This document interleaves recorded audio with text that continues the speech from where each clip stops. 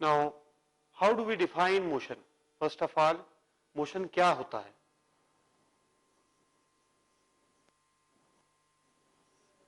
देखिए, मोशन एक relative term है जो किसी रेफरेंस से देखी जा सकती है। अगर कोई ऑब्जेक्ट रेस्ट पे है और उसके रिस्पेक्ट में ट्रेन चल रही है, तो then we say the train is in motion. तो देखिए, motion is relative to respect, relative to rest. Motion rest के रिलेटिव टर्म है। नाउ द मोशन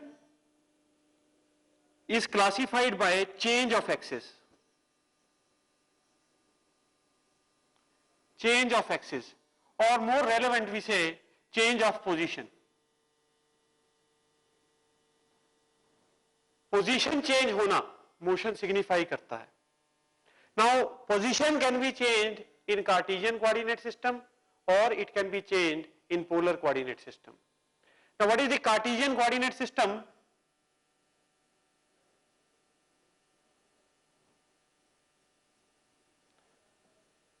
देखिए, ये सब बच्चों आपको पता ही है कि कार्टेशियन कोऑर्डिनेट सिस्टम में we have X and Y axis. So अगर पोजीशन चेंज हो रही है कार्टेशियन कोऑर्डिनेट सिस्टम में, तो मोशन हो रहा है और उसके कोऑर्डिनेट्स जो ऑब्जेक्ट मोशन अंडरगो कर रहा है उसके कोऑर्डिनेट्स हम ले रहे हैं एक्स और वाई, तो उसकी X Y axis continuously change हो रहे हैं, यानी कि उसका एक्स एक्सिस पे जो पोजीशन है और जो वाई एक्सिस पे पोजीशन है दैट इज कंटिन्यूसली चेंजिंग। तो ये कार्टेशियन कोऑर्डिनेट सिस्टम है। Supposing I have a body at position X Y initially, और ये बॉडी गई बी पोजीशन पे which is having coordinates X dash Y dash. तो पोजीशन ए से लेकर बी तक चेंज हुई। मैं ज्वाइन कर देता हूं, तो पोजीशन ए से लेकर बी तक चेंज हुई। Now I can represent the position A and B as per polar coordinate axis also. इसको मैं ओरिजिन के साथ मैंने ज्वाइन कर दिया। नाउ ये length O A, suppose I call this length as R. I join A B also, दोनों एक ही लाइन में है। I join O B also, और ये लेंथ को मैं बोल देता हूं let's say r dash. Now both are inclined with the x-axis at an angle theta. तो इसके a पॉइंट के पोलर कोऑर्डिनेट्स क्या हो जाएंगे?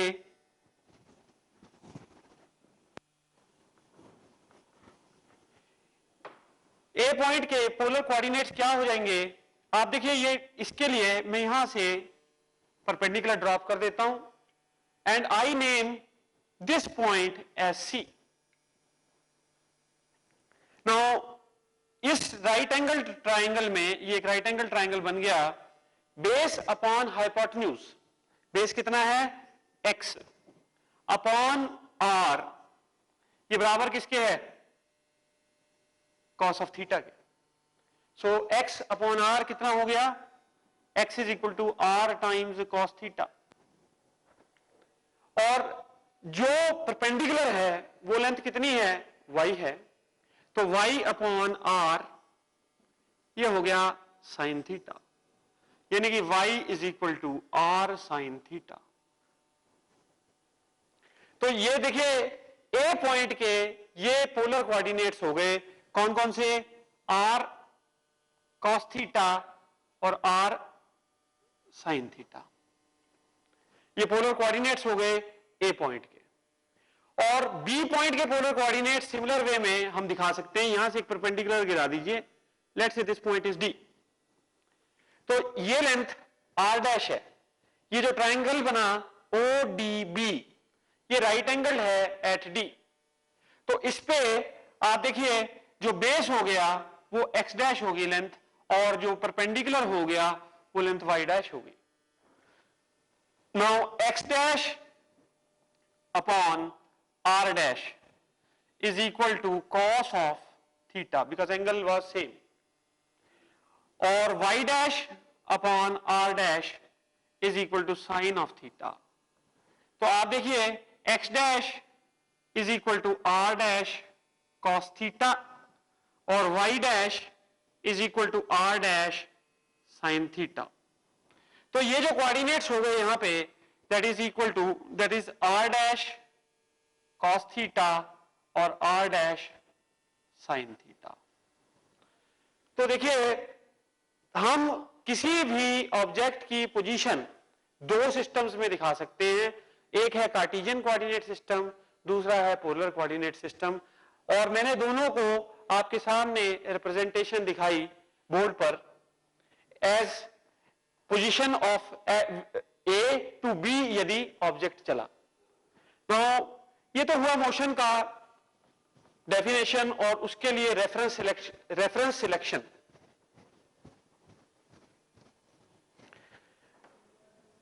तो हमने डिस्कस किया था concept of distance and displacement.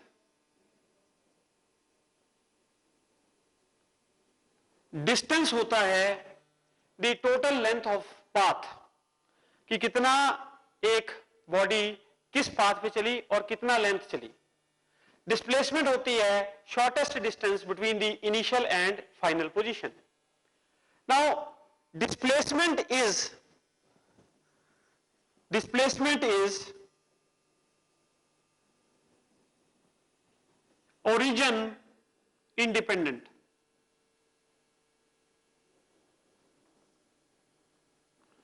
Displacement is origin independent.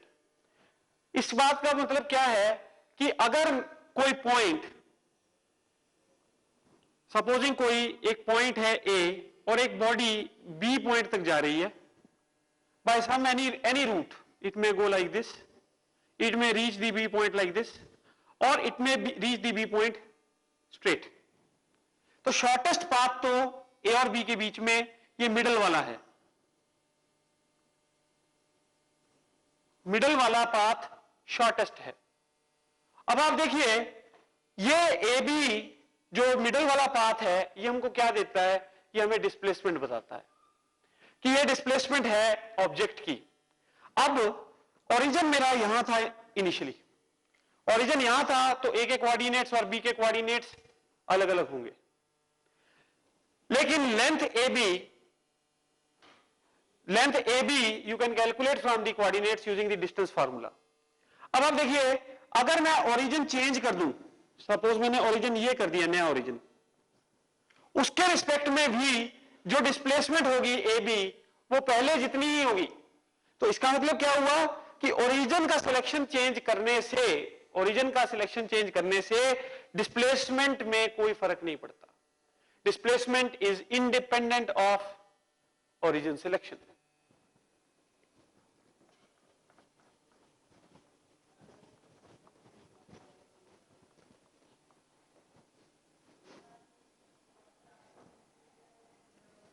Speed. Now speed is a scalar quantity.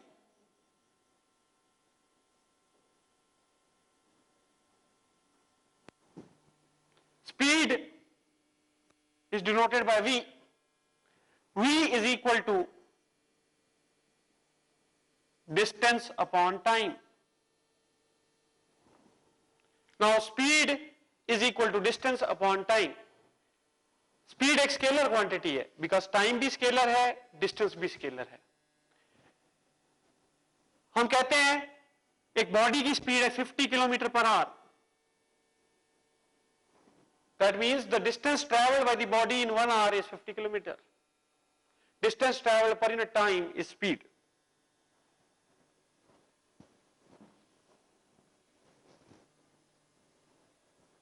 velocity,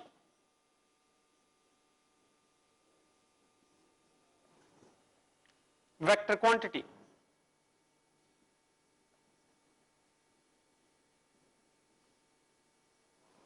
denote करते हैं इसे वेक्टर सिंबल से because it is a vector quantity.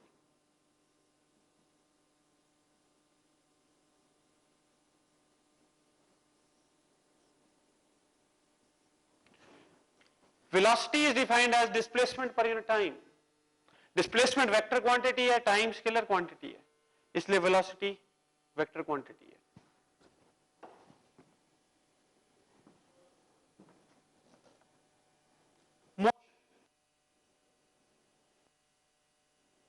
Now motion can be classified into two types.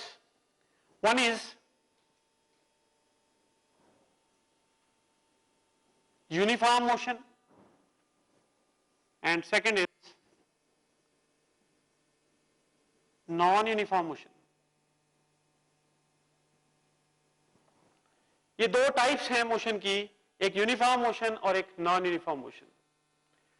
अगर एक body equal time intervals में equal distances cover करे, then we say that the body is in uniform motion.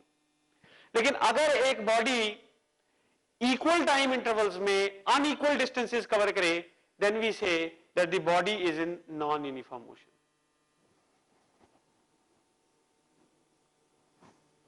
Supposing हर एक 5 second बाद the body has traveled 20 meter, next 5 seconds also 20 meter, after next 5 seconds also 20 meter, then the body is said to be moving with, body's motion is said to be uniform motion.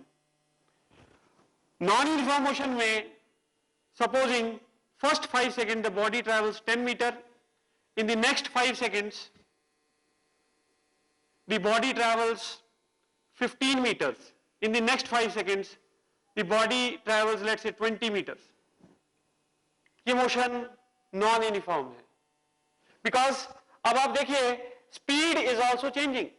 यहां पे पहले uniform motion में देखिए speed was 20/5, that is 4 metre per second, यहां भी 4 metre per second, यहां भी 4 metre per second, 4 metre per second.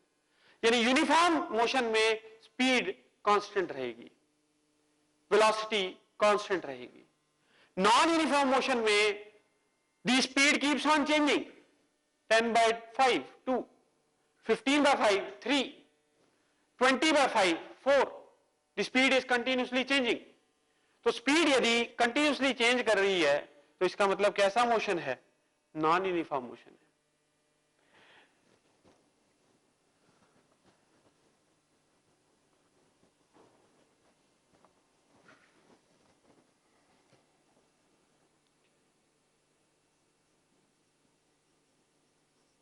Average speed, instantaneous speed,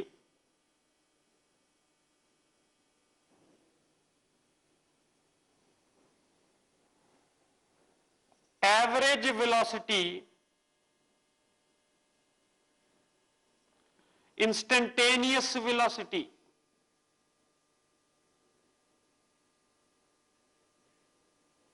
now these two are very important terms which we are going to study now. Average speed और instantaneous speed, क्या फर्क है, क्या इसकी discussion होनी चाहिए?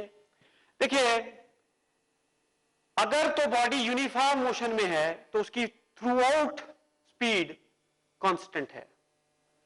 सपोजिंग मैं यहां से दिल्ली तक गया, दिल्ली का डिस्टेंस, चंडीगढ़ से दिल्ली का डिस्टेंस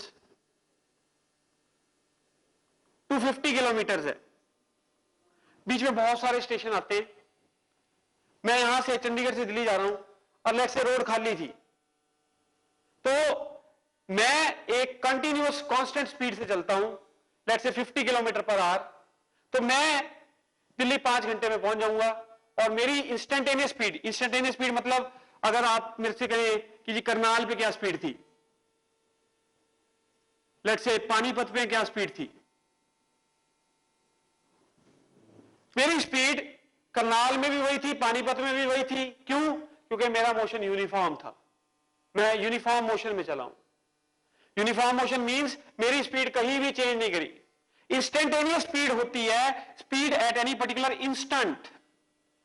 किसी इंस्टेंट पे हमने देखा कि क्या स्पीड है, स्पीडोमीटर को चेक किया क्या स्पीड है, मेरी स्पीड थी 50 किलोमीटर पर आवर, वो थ्रू आउट मोशन सेम रही, तो मेरी इंस्टेंटेनियस स्पीड वाज, कहीं भी ले लूं इस इंटरवल में बीच में, तो वो 50 ही रही। लेकिन जब हम बात करते हैं एवरेज स्पीड की, तो देखिए एवरेज स्पीड होती है total distance upon total time.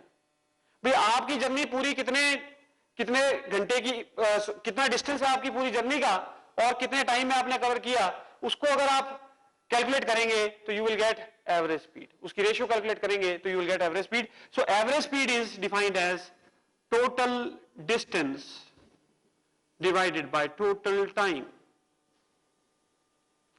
कुल डिस्टेंस, अब देखिए जैसे दिल्ली का डिस्टेंस, चंडीगढ़ से दिल्ली जो डिस्टेंस है 250 किलोमीटर अगर हम सपोज करें, और 5 घंटे मुझे लगे यदि दिल्ली पहुंचने में, तो total distance travelled by me is 250 and divided by 5 is again 50। Now अगर तो यूनिफॉर्म मोशन में था तो average speed will be equal to instantaneous speed. लेकिन अब नॉन यूनिफॉर्म मोशन की बात कर लेते हैं। Now we will talk about non uniform motion. Non uniform motion में my average speed will not be equal to instantaneous speed, क्योंकि speed at any particular instant will be different from average speed। अब वो देख लेते कैसे, देखिए supposing,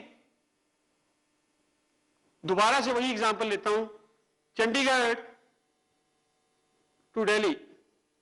अब ऐसा पॉसिबल नहीं है कि हमें कांस्टेंट स्पीड से चलते रहे और दिल्ली तक पहुंच जाएं, बीच में हमें हो सकता है रुकना भी पड़े, कहीं कहीं हमारी स्पीड कम भी होगी, कभी हमारी स्पीड ज्यादा भी होगी। तो लेट अस से the body is in non uniform motion. In this particular case आप ये देख लीजिए कि टोटली टाइम कितना लगा दिल्ली तक पहुंचने का, और Chandigarh to Delhi what is the total distance travelled by the body. Now जब मैं बॉडी बोलता हूं या पार्टिकल बोलता हूं, तो सबसे पहले मुझे क्लियर होना चाहिए कि पार्टिकल कब कहा जा सकता है। What is a particle? Particle is a point object. Physics में पॉइंट ऑब्जेक्ट जस्ट डिनोट्स ए पॉइंट, ये एक रिलेटिव टर्म है। अगर हमारे पास 500 मीटर लंबी ट्रेन है और वो 1 किलोमीटर डिस्टेंस कवर कर रही है, then that train can not be treated as a point object. लेकिन अगर वही 500 मीटर लंबी ट्रेन दिल्ली जा रही है तो it can be treated as a point object, because the Delhi distance, Delhi का जो डिस्टेंस है वो 250 किलोमीटर है और ट्रेन की लेंथ सारी 500 मीटर है, तो it is very less. So अगर कोई ऑब्जेक्ट का अपना डायमेंशन बहुत स्मॉल है in comparison to the distance travelled by it, then it can be treated as a point object. तो यहां पे जो मैं अपना ऑब्जेक्ट चला रहा हूं, जो पार्टिकल चला रहा हूं Chandigarh to Delhi, that is a point object. अब पॉइंट ऑब्जेक्ट जो है वो नॉन यूनिफॉर्म मोशन में है, तो average speed becomes total distance upon total time. अगर हम इंस्टेंटेनियस स्पीड की बात करें, then that is equal to ds by dt। Instantaneous speed की बात करें तो वो क्या है? Derivative of distance with respect to time, because distance is a function of time. तो instantaneous speed continuously through out the journey change होती रहेगी। Instantaneous speed keeps on changing through out the journey. मान लीजिए करनाल पे देखा आपने तो speed कुछ और थी, हो सकता है आगे गए आप पानीपत तो वहां पे गाड़ी रुकी हुई थी, the speed was 0। Instantaneous speed in non-uniform motion is different from average speed। Now आपको ये पता चल गया कि एवरेज स्पीड और इंस्टेंटेनियस स्पीड का सिग्निफिकेंस नॉन यूनिफॉर्म मोशन में ज्यादा है। अब हम स्पेसिफिकली कुछ क्वेश्चंस और कुछ एक्सरसाइजेस करेंगे which are based upon AIEEE level questions. अब आप देखिए, अगर हमारे पास कोई डिस्टेंस का इंटरवल था, मैं उसको सब इंटरवल्स में बांट लेता हूं। Let us say for some time t1 the body moved with speed v1। ये v1 क्या है? t1 टाइम के लिए एवरेज स्पीड है। और जो डिस्टेंस था इस इंटरवल में वो S1 था। नेक्स्ट आप देखिए, नेक्स्ट था T2 टाइम। T2 टाइम में जो स्पीड थी for T2 interval, time interval was V2, और जो डिस्टेंस ट्रेवल था इस दौरान वो था S2। नेक्स्ट T3 टाइम के लिए द स्पीड वाज V3 और द डिस्टेंस वाज S3। ऐसे करते करते मैंने अपने पूरे जो पूरा बॉडी का मोशन हुआ A टू B, उसको डिवाइड कर दिया कितने इंटरवल्स में, ऐसे n इंटरवल्स में, और जो final interval, last interval, nth interval, उसमें जो स्पीड थी वो Vn थी और जो टाइम था वो Tn था और जो डिस्टेंस बॉडी ने ट्रेवल किया वो Sn था। नाउ एवरेज स्पीड, अभी जैसे हमने डिफाइन किया, average speed is total distance upon total time. तो आप देखिए एवरेज स्पीड, टोटल डिस्टेंस क्या हो गया, S1 plus S2 plus S3 plus so on Sn whole upon T1 plus T2 plus T3 so on up to Tn। ये average speed का कौन सा फॉर्मूला हो गया, distance time relation. Distance time relation. Now average speed, देखिए अब distance को आपको पता है speed is distance upon time, तो बेटा डिस्टेंस को क्या लिख सकते हैं, स्पीड इनटू टाइम। तो आप यहां पे जो S1 डिस्टेंस है उसके लिए एवरेज स्पीड V1 है और वो कितने टाइम में हो रहा है, T1 टाइम में। तो आप देखिए I can write this S1 as V1 into T1 plus बेटे V2 into T2 plus V3 into T3 so on Vn into Tn whole upon बेटा T1 plus T2 plus T3 plus so on up to Tn। ये जो relation है ये कौन सा है, this is speed time relation. ये speed time relation है। नाउ इसी एक्सप्रेशन से हमने ये एक्सप्रेशन निकाला, इसमें देखिए आप स्पीड और टाइम है। T1 टाइम के लिए एवरेज स्पीड V1 थी, T2 टाइम के लिए एवरेज स्पीड V2 थी। तो ये सारा हमने एक्सप्रेशन किसमें रिड्यूस कर दिया, एवरेज स्पीड का स्पीड और टाइम के एक्सप्रेशन में। नाउ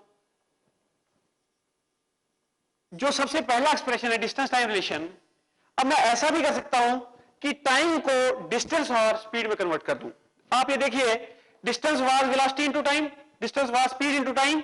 सो आप यहां पे देखिए time is equal to what, distance upon speed. अब इस एक्सप्रेशन में टाइम की जगह पे we will put S by V। Average speed is S1 plus S2 plus S3 plus so on up to Sn whole upon T1 is S1 by V1 plus S2 by V2 plus S3 by V3 plus so on Sn by Vn। ये क्या relation हो गया। अब आप देखिए इसमें distance और speed ही है, ये कौन सा रिलेशन हो गया, this is distance time, distance speed relation, distance speed relation. Now in relations का बहुत ज्यादा सिग्निफिकेंस है। अब मैं इनके सिग्निफिकेंस को डिस्कस करूंगा one by one. I will be discussing the significance. अब देखिए सिग्निफिकेंस कैसे, अगर एक बॉडी इक्वल टाइम इंटरवल्स में अनइक्वल स्पीड से चल रही हो, अगर एक बॉडी इक्वल टाइम इंटरवल्स में अनइक्वल स्पीड से चल रही हो, तो case 1 body travelling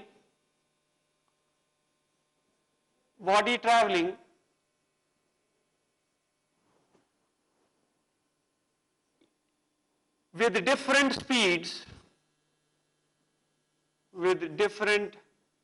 speeds in equal time intervals।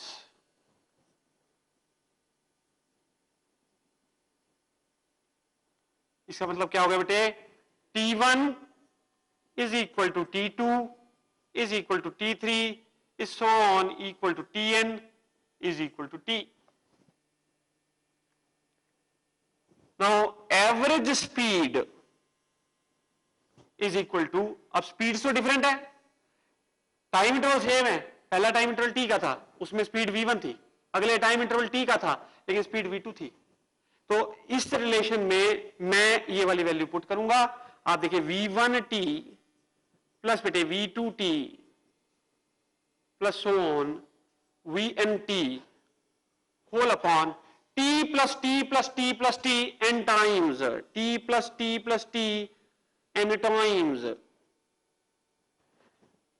Now t plus t n times, बेटे 10 को 10 बार जोड़ोगे तो 100 आता है, t को n बार जोड़ोगे तो क्या आ जाएगा nt। तो इस नीचे मैं इसको रिप्लेस कर सकता हूं किससे, n इंटू टी। अब t ऊपर से कॉमन ले लो तो हमारे पास क्या आ जाता है, v1 plus v2 plus v3 plus so on up to vn whole upon n। क्या हो गया, n स्पीड थी उनको ऐड किया और डिवाइड कर दिया नंबर ऑफ स्पीड से। इसको मैथमेटिक्स से क्या कहते हैं, this is called arithmetic mean. इसको क्या कहते हैं, अर्थमेटिक मीन।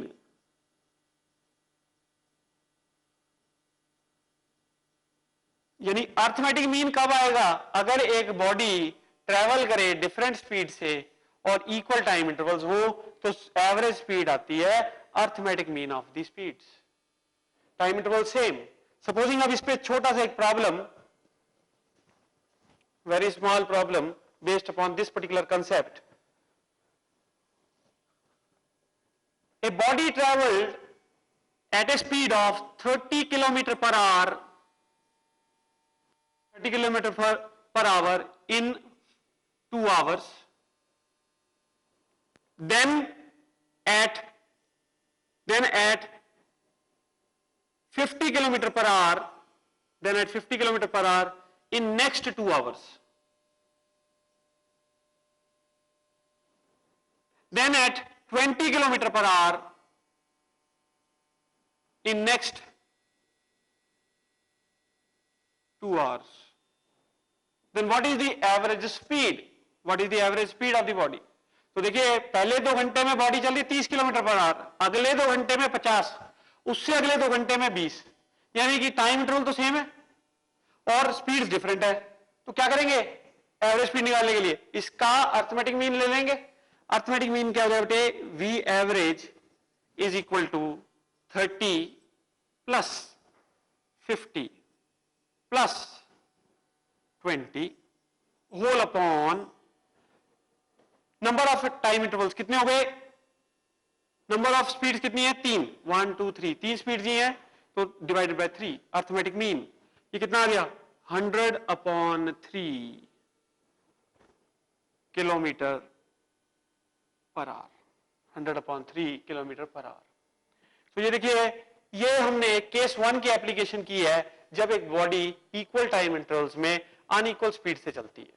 तो टाइम इंटरवल सेम थे, 2-2 घंटे का टाइम इंटरवल था और स्पीड डिफरेंट थी, तो एवरेज स्पीड हमने सीधा कैलकुलेट कर लिया as arithmetic mean.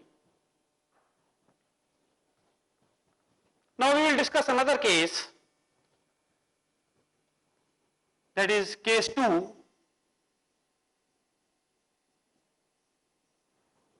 A body traveling equal distances with unequal speeds.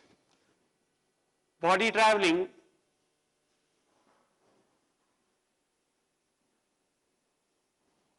equal distances with unequal speeds. देखिए अब क्या है, डिस्टेंस इंटरवल सेम है और जो स्पीड है उन डिस्टेंसेस में वो डिफरेंट है। तो इसका मतलब क्या हुआ, S1 is equal to S2 is equal to S3 is so on equal to Sn. Let us say that interval is S and the speeds are different, V1, V2, V3 so on. अब देखिए इस particular expression में मैं ये वाला case substitute करूंगा क्योंकि मुझे चाहिए डिस्टेंस और स्पीड का रिलेशन। तो आप देखिए average speed is equal to s plus s n times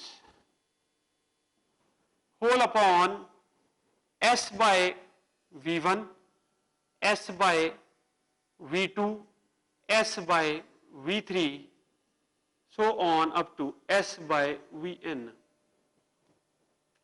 Now s plus s n times है, तो आप ये देखिए ये क्या जाएगा n times s, तो n times s whole upon क्या चीज s कॉमन ले लेंगे तो अंदर क्या बचेगा 1 by v1 plus 1 by v2 plus 1 by v3 so on plus 1 by vn. Now इस पर्टिकुलर एक्सप्रेशन को इसमें s कैंसिल हो जाएगा, तो देखिए इस पर्टिकुलर एक्सप्रेशन को मैं दोबारा कैसे लिख सकता हूं,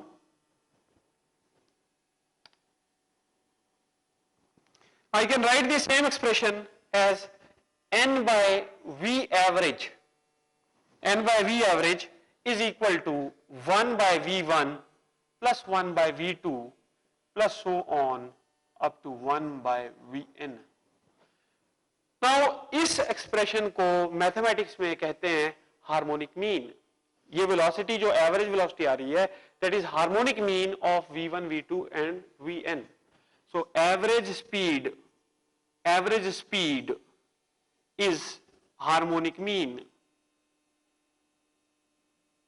और ये हार्मोनिक मीन कब हुआ, जब इक्वल डिस्टेंस इंटरवल्स थे और स्पीड्स वाज डिफरेंट. तो ये सेकंड टाइप की प्रॉब्लम है जो हमने अप्रोच करनी है. अब आप देखिए इस पे बेस्ड एक simple problem,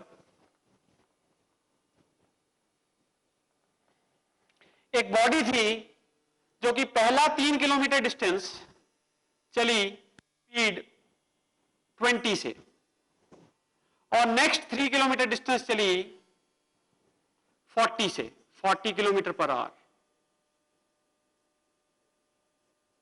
you have to find the average speed. तो देखिए यही एप्लीकेशन हम करेंगे कि क्या है हार्मोनिक मीन है अब स्पीड. तो आप देखिए n क्या हो गया 2 because there are 2 speeds only. 2 upon v average is equal to 1 by v1 plus 1 by v2. v1 कितना है 20 और v2 कितना है 40. तो 1 बाय 20 प्लस 1 बाय 40. अब बेटे देखिए इसको क्या करेंगे आप 40 you will take as LCM. 22s are 40 plus 1. ये क्या हो गया बेटे 2 by V average. Now इसको आप फर्दर यहां पे सॉल्व कर दूंगा मैं. 2 V average will be equal to 40 into 2 upon 3. तो कितनी आ गई average speed 80 by 3 kilometre per hour. तो ये देखिए ये तब है when average speed is harmonic mean. और एवरेज स्पीड हार्मोनिक मीन कब है, जब इक्वल डिस्टेंस इंटरवल्स हो और अनइक्वल स्पीड से बॉडी चल रही हो. अब देखिए स्लाइटली कॉम्प्लिकेटेड प्रॉब्लम करेंगे. जो कॉम्प्लिकेशन आ सकती है वो ये है कि दोनों का यदि दोनों प्रॉब्लम्स कंबाइन करके दीजिए जाए. तो प्रॉब्लम लिखिए देखिए a body travels with a speed v naught for first half distance.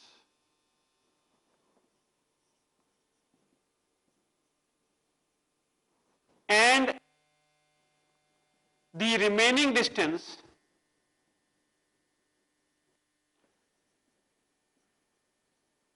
with the speed v1 for first half time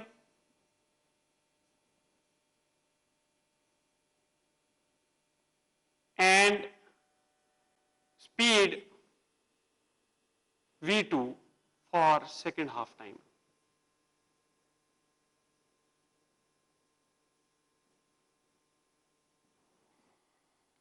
what is the average speed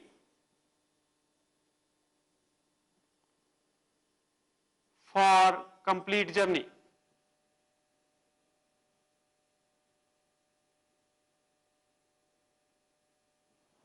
question क्या है? A body travels with a speed v naught for first half of the distance and the remaining distance with speed v1 for first half time and speed v2 for second half time. What is the average speed for the complete journey? What is the average speed for the complete journey?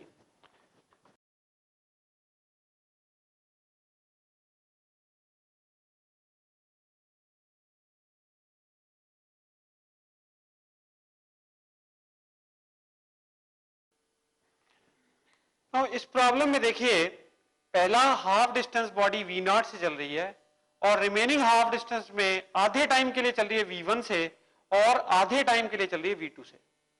यानी कि जो second distance का interval है उसमें equal time intervals हो गए। तो ये कॉम्बिनेशन हो गया केस 1 और केस 2 का। अभी देखिए इसको कंबाइन हम कर सकते हैं कैसे? जो सेकेंड इंटरवल है उसमें जो एवरेज स्पीड होगी, सेकेंड s/2 का इंटरवल जो है उसमें जो एवरेज स्पीड हो गई वो होगी v1 प्लस v2/2 और जो पहला हाफ डिस्टेंस इंटरवल है वो उसमें स्पीड थी v not.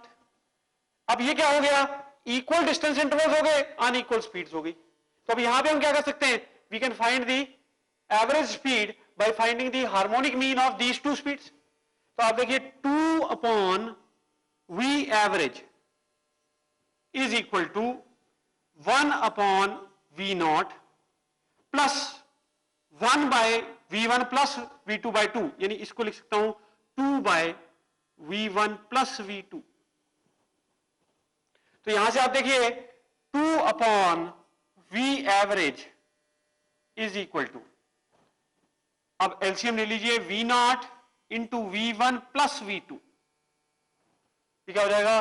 v1 plus v2 plus 2v not. ये क्या आया? 2/v average is equal to v1 plus v2 plus 2v not over v not into v1 plus v2। अब देखिए फर्दर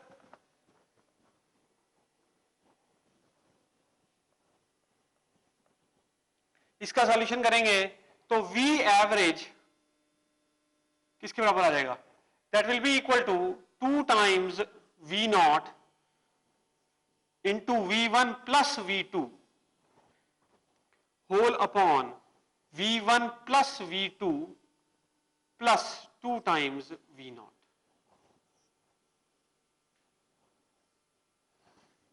तो आप देखिए average speed 2v not into v1 plus v2 over v1 plus v2 plus 2v not. तो ये एक बहुत complicated problem था, लेकिन इसका सॉल्यूशन बहुत फास्ट हुआ using harmonic mean and arithmetic mean. Second जो डिस्टेंस का इंटरवल था उसमें the speeds were different but the time was same, so ये अरिथमेटिक मीन से आ गई average speed second distance interval की। अब डिस्टेंस इंटरवल सेम हो गए तो हमने हार्मोनिक मीन से एवरेज स्पीड निकाल दी throughout the journey, that is this much 2v not into v1 plus v2 whole upon v1 plus v2 plus 2v not.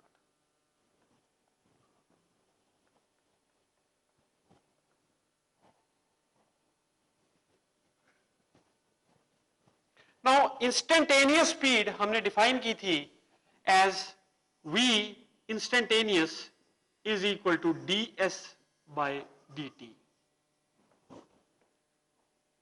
Now ये जो s है it is a function of time.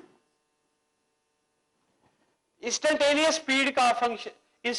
Speed का significance भी तभी है जब एक body non uniform motion में होती है। यदि बॉडी का मोशन नॉन यूनिफॉर्म है तो इंस्टेंटेनियस स्पीड का बहुत हाई सिग्निफिकेंस है। अब देखिए अगर आपके पास डिस्टेंस मैंने कहा है it is a function of time, supposing distance is given by 4t, distance is given by 4t meter because units it may be meter or it may be kilometer। तो distance is equal to 4t, तो अगर आपको instantaneous speed निकालनी हो इस particular situation में तो वो क्या हो जाएगी? that will be equal to ds by dt, that is equal to 4 metre per second. आप इसको डिफरेंशिएट कर देंगे तो ये क्या जाएगा? 4 into d by d t of t, that is equal to 1 तो 4 मीटर पर सेकेंड। यानी ये कैसा मोशन हुआ, ये एक यूनिफॉर्म मोशन हुआ, बिकॉज इंस्टेंटेनियस स्पीड आपके पास कांस्टेंट आई।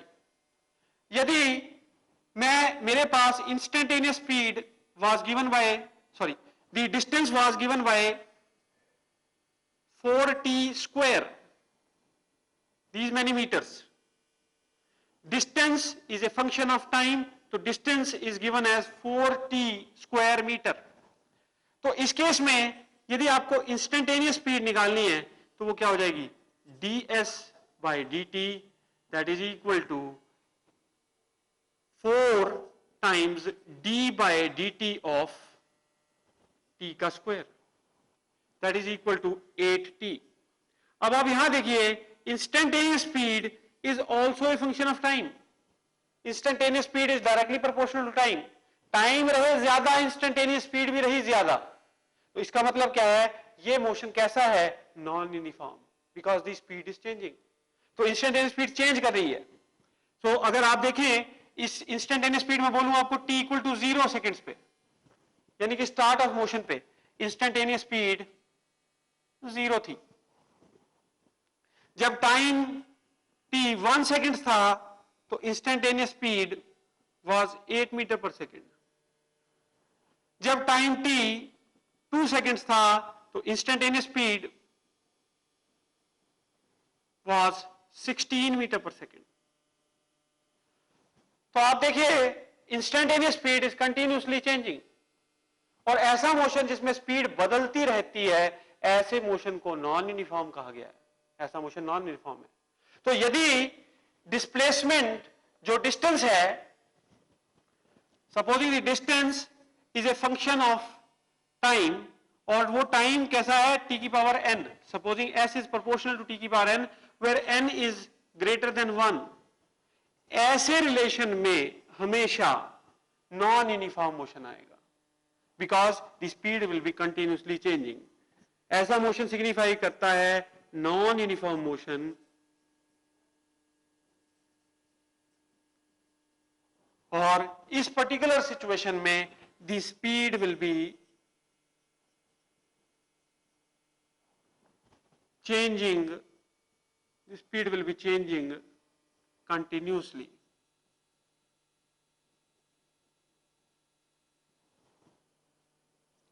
Now इस पे एक छोटा सा problem,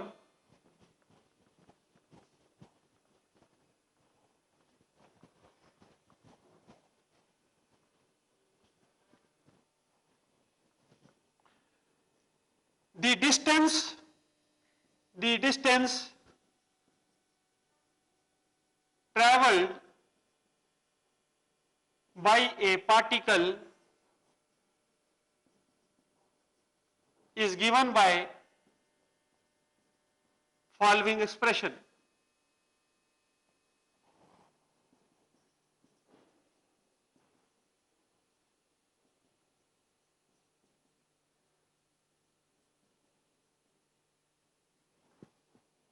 Let us say this is the expression by which the distance is given. Now, what is the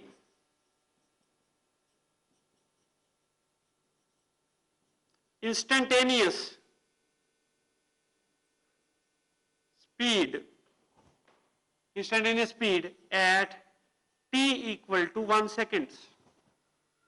तो क्या करेंगे बेटा, इसको डिफरेंशिएट कर देंगे, किसको, डिस्टेंस को विद रिस्पेक्ट टू टाइम। आ जाओ इसका डिफरेंशिएशन कर लेते हैं। Instantaneous speed is equal to ds by dt, that is equal to d by dt of 4t cube minus 8t square plus 2. This is equal to d by dt of 4t का cube minus d by dt 8t का square plus d by dt of 8. This is equal to 4 constant बाहर निकाल लीजिए, d by dt of t cube कितना हो गया 3t का square minus 8 into d by d t of t square, ये कितना हुआ 2t, ये कितना आ गया 12 into t square minus 16 into t, minus 16 into t. तो instantaneous speed will be equal to what, at t equal to 1 second कहा था मैंने, 12 इंटू 1 माइनस 16 इंटू 1, और इसका क्या ले लेंगे magnitude, because it will have to be positive, speed हमेशा पॉजिटिव होती है। तो this will be equal to कितना 12 माइनस 16, 4 मीटर पर सेकेंड। तो ये हमने एक सैंपल प्रॉब्लम देखी कि किस तरह से हम इंस्टेंटेनियस स्पीड निकाल सकते हैं अगर हमें कोई भी टाइम इंटरवल दे रखा हो। यदि मुझे टाइम 2 सेकेंड्स पे होता तो I would have put 2 here instead of 1, क्योंकि टाइम उस समय 2 सेकेंड हो जाता। अब देखिए, हमने अभी बात करी एवरेज स्पीड और इंस्टेंटेनियस स्पीड की। स्पीड स्केलर क्वांटिटी होती है। Now supposing if we talk about instantaneous velocity and average velocity, इंस्टेंटेनियस velocity and average velocity। देखिए वेलोसिटी जब भी आती है तो डिस्प्लेसमेंट गेट्स इंपॉर्टेंस। अगर नॉन यूनिफॉर्म मोशन है तो इंस्टेंटेनियस वेलोसिटी और एवरेज वेलोसिटी का सिग्निफिकेंस है। अगर यूनिफॉर्म मोशन है तो जो इंस्टेंटेनियस वेलोसिटी की वैल्यू होगी वही एवरेज वेलोसिटी की वैल्यू होगी। अब देखिए, अगर हम एवरेज वेलोसिटी की बात करें तो ये वेक्टर सिंबल मैंने लगा दिया v के ऊपर, which signifies that this is velocity we are talking about, we are not talking about speed. तो average velocity is net displacement या total displacement, we say net displacement, net displacement upon total time. इसको clear करने के लिए मैं आपके साथ एक छोटा सा एग्जांपल लेता हूं। देखिए, let us say that we are having a person who moves from A to B, A से बी तक आदमी जा रहा है और वो 3 किलोमीटर कवर किया उसने। उसके बाद बी से वो 4 किलोमीटर परपेंडिकुलर चला गया टू ए बी और वो पहुंच गया सी पॉइंट। जो ये पूरा उसने ए टू बी गया, बी टू सी गया, इसको कवर करने के लिए उसको लगा 1 घंटा। नाउ टोटल डिस्टेंस कितना चला वो,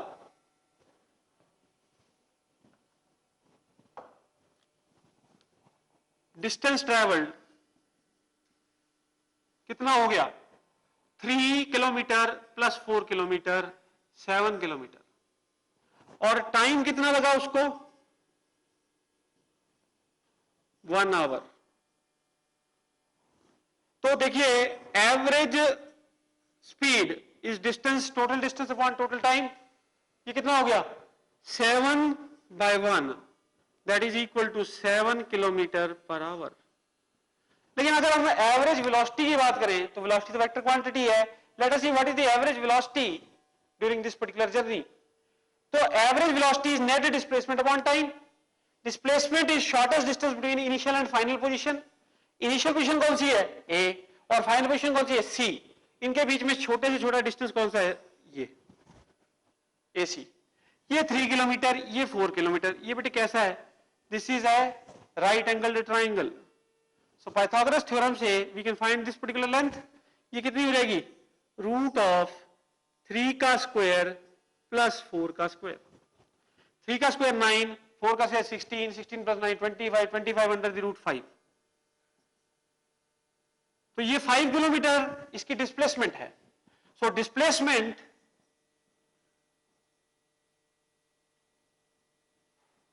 इज इक्वल टू 5 किलोमीटर। और ये डिस्प्लेसमेंट करने के लिए इसको टाइम कितना लगा 1 आवर। यानी कि नेट डिस्प्लेसमेंट हुई 5 किलोमीटर और टाइम लगा 1 आवर। तो आप देखिए एवरेज वेलोसिटी वेक्टर लगा दिया simple, that is equal to net displacement upon total time. Net displacement कितनी होगी 5 और टोटल टाइम कितना लगा इसको 1, तो ये कितना हो गया, that is equal to 5 kilometre per hour. तो आप देखिए एवरेज स्पीड आई 7 किलोमीटर पर आवर और एवरेज वेलोसिटी आई 5 किलोमीटर पर आवर। तो हमने एक्सप्रेशन देख लिया एवरेज वेलोसिटी और एवरेज स्पीड में क्या डिफरेंस है। इस पर्टिकुलर एक्सप्रेशन से we have seen what is the difference between average velocity and average speed. Now supposing I take one another example to depict the difference between average speed and average velocity. एक body थी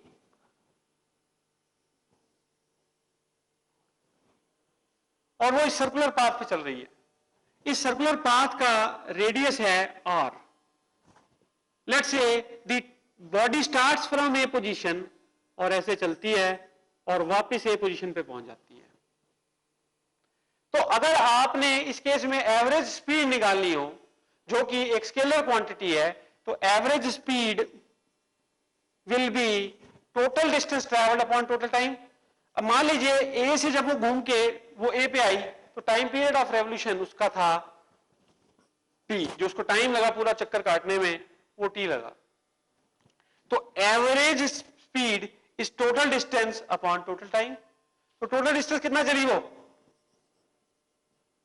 2 pi are और कुल time कितना लगा उसको t time.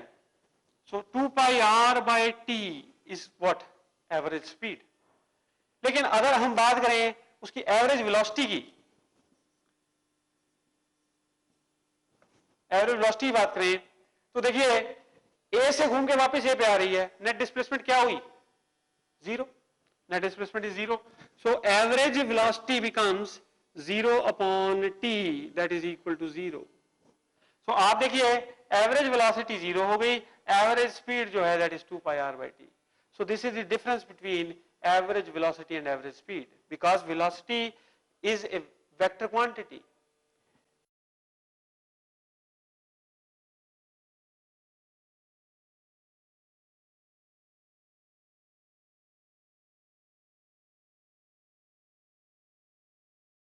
Another classification of non-uniform motion.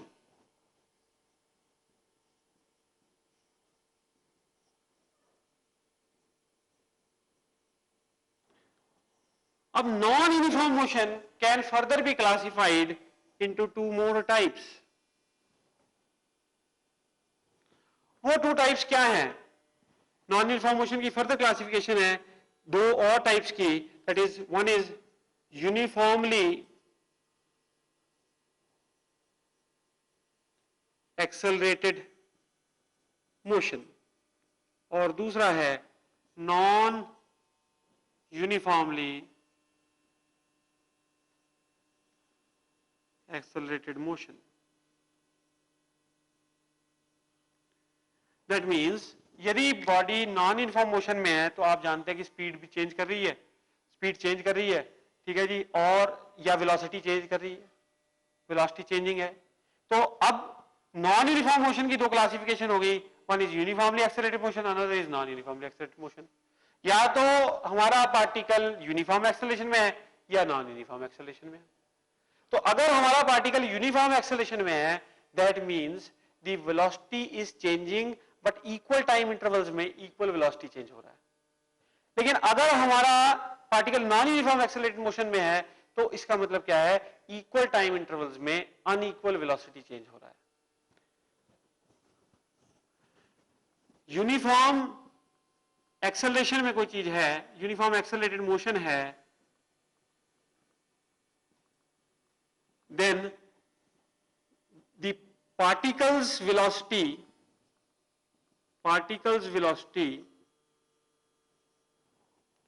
change, particles velocity change is equal or same in equal time intervals.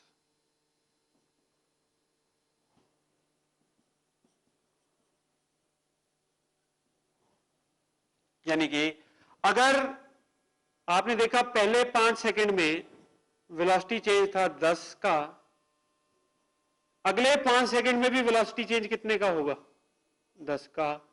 उससे अगले 5 second में भी वेलोसिटी चेंज होगा 10 का। ये कांस्टेंट है। ऐसा मोशन, ऐसे मोशन को कहते हैं यूनिफॉर्मली एक्सेलरेटेड मोशन। लेकिन अगर ऐसा हो कि पार्टिकल हो नॉन यूनिफॉर्मली एक्सेलरेटेड मोशन में, तो देन वी से, तो हम क्या कह सकते हैं? तो हम ये कह सकते हैं कि नॉन यूनिफॉर्म एक्सेलरेशन में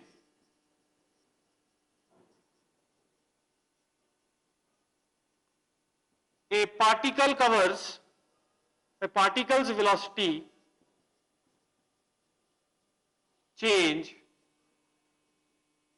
is not same in equal time intervals.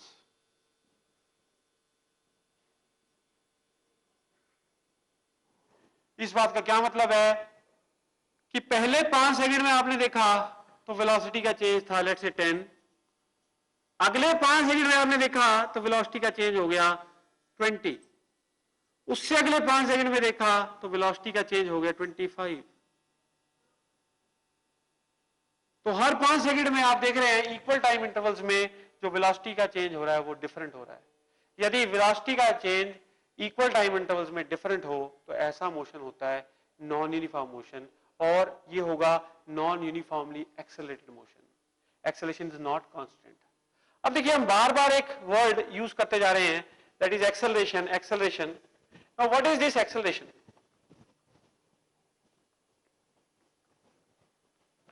जब भी वेलोसिटी चेंज करे, कोई पार्टिकल मूव कर रहा है और वेलोसिटी चेंज हो रही है, then we say the particle is in acceleration.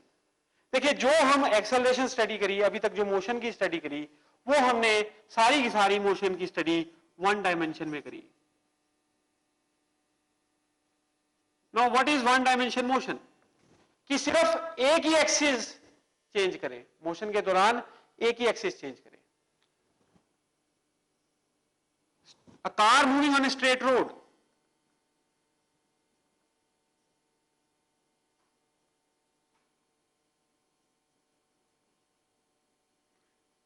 that signifies motion in one dimension. लेकिन अगर हम बात करें टू डायमेंशन की, तो projectile motion is motion in two dimension. A bird flying is motion in 3 dimension, because bird की तीनों position change होती है, x y z, all the 3 axis get change. लेकिन 2 डायमेंशन में only x and Y axis get change, और 1 dimension में सिर्फ एक ही एक्सिस चेंज करता है। तो आप देखिए हम बात कर रहे हैं 1 डायमेंशन मोशन की और उसमें बात कर रहे हैं एक्सेलरेशन की।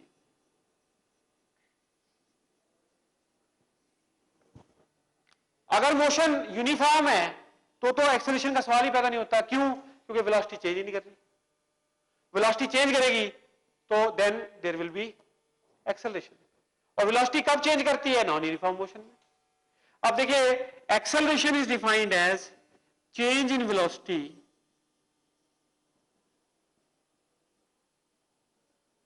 upon time, upon time taken. Suppose we can write this mathematically as v2 minus v1 upon t2 minus t1.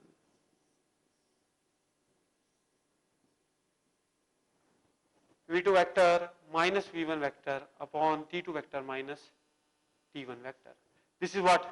This is acceleration vector.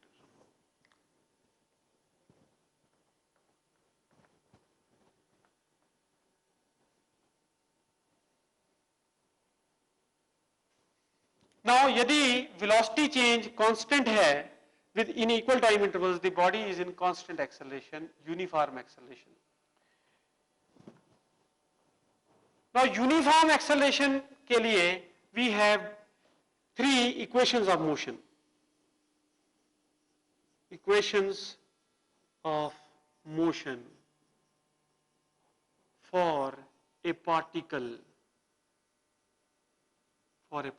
in uniform acceleration. ये जो इक्वेशंस हैं मोशन की, they are only valid if the particle is executing और moving in uniform acceleration.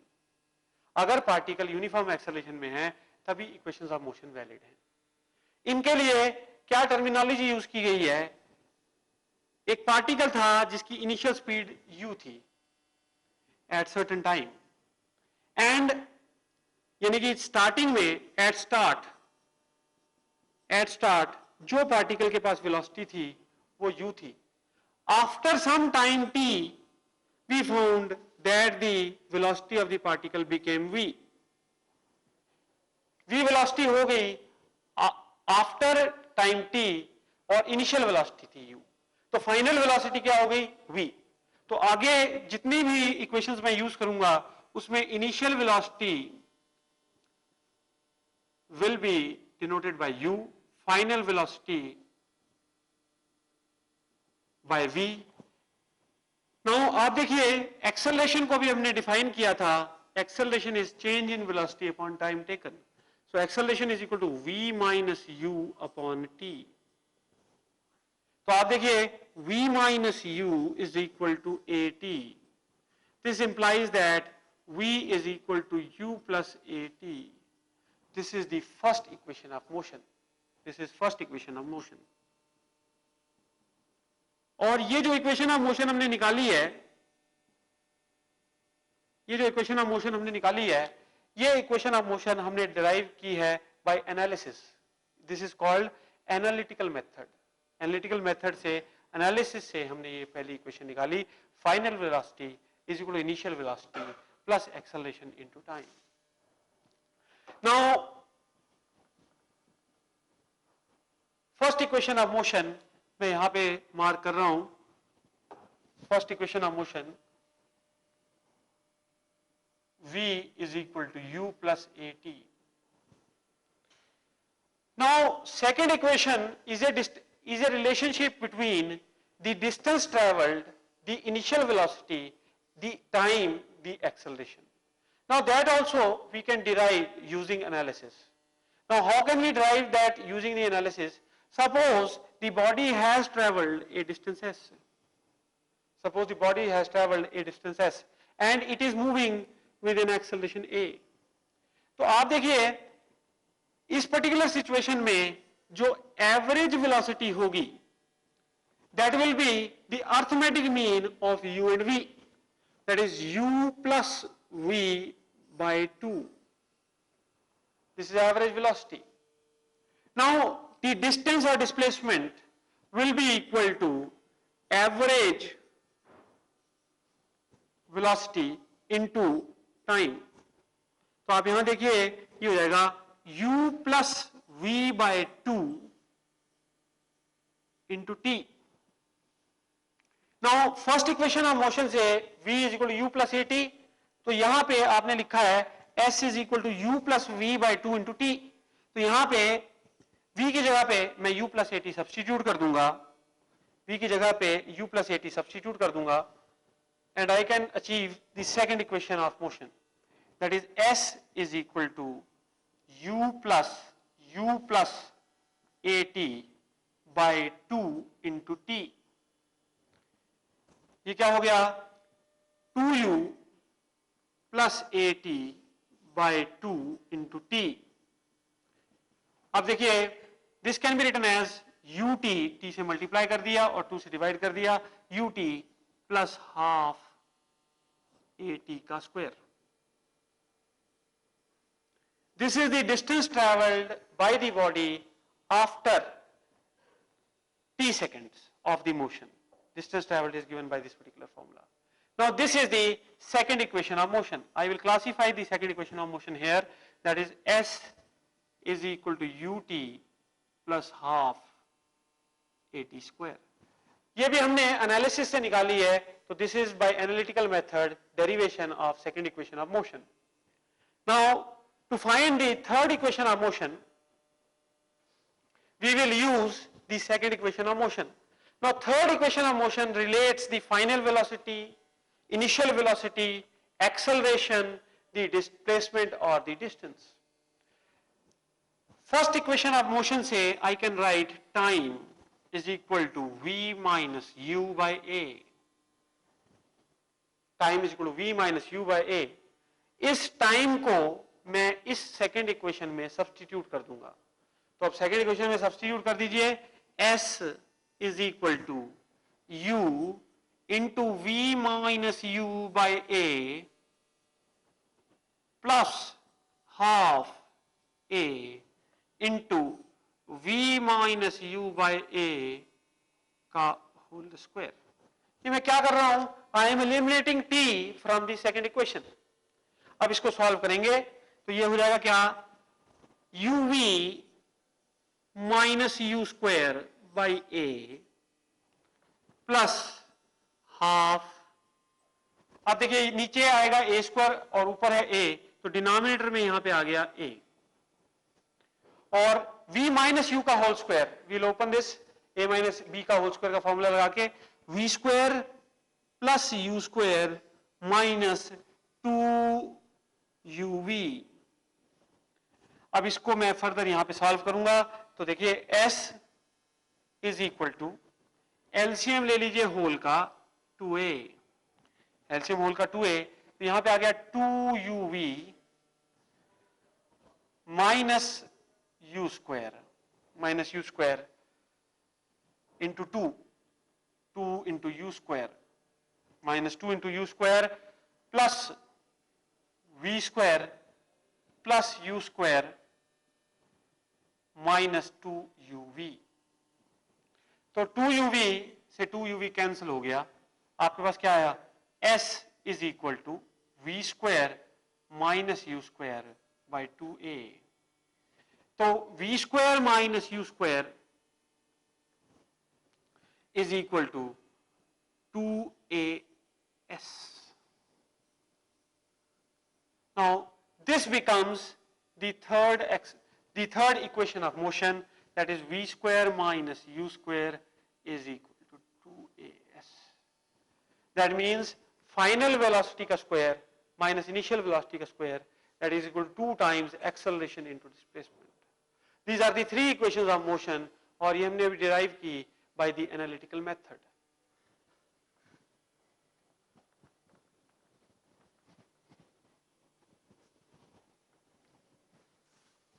Now देखिए ये था जब the body was in constant acceleration. The body was in constant acceleration, तो three equations of motion हमने लगाई, v is equal to u plus at, v square minus u square equal to 2as and s is equal to ut plus half at square. तो ये तीन equations of motion थी जब एक particle uniform acceleration में था. Now there can be a situation the particle is not in uniform acceleration. If the particle is not in uniform acceleration, then we can define two another terms. अगर particle uniform acceleration में नहीं है तो हम दो और terms define कर सकते हैं. One is called average acceleration and second is called and instantaneous acceleration.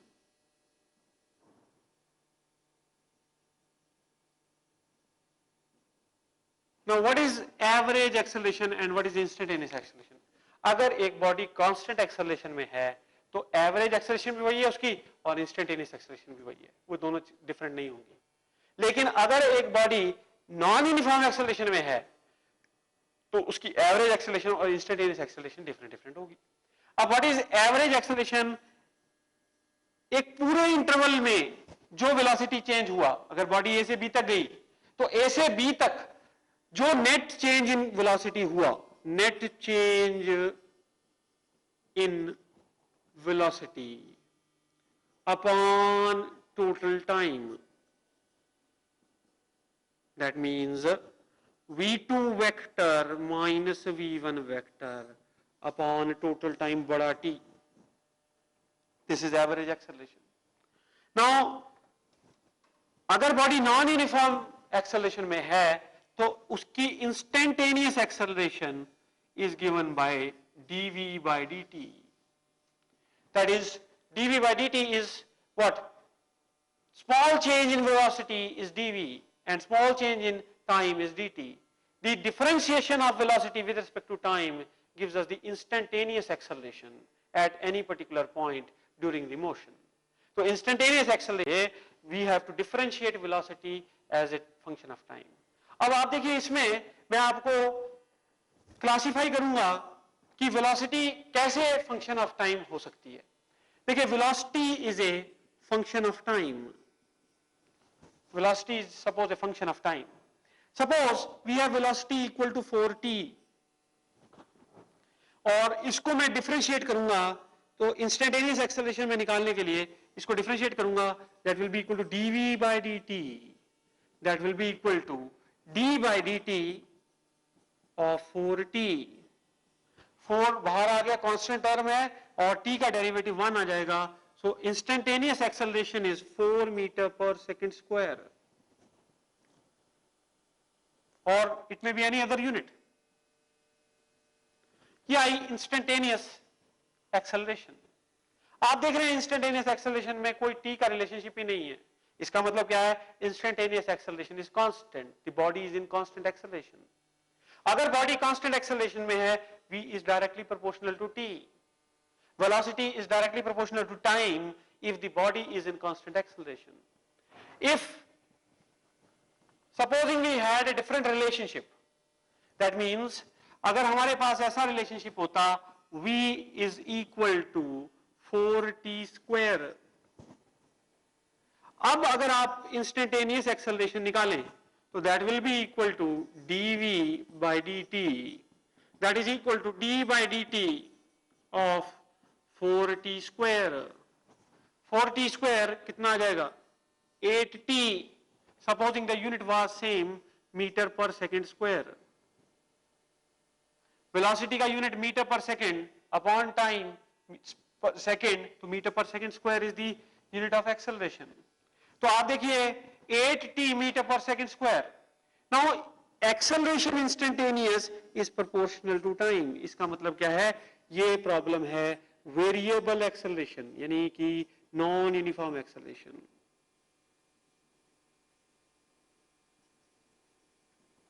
This is the problem of non-uniform acceleration. So acceleration instantaneous is a function of time. तो आप देखिए जैसे जैसे टाइम बढ़ेगा एक्सेलरेशन चेंज हो रही है.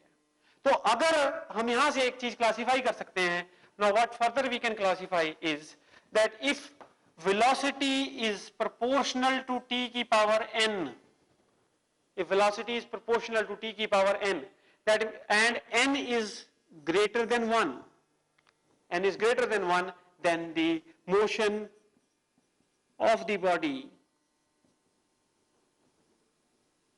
is non-uniformly accelerated.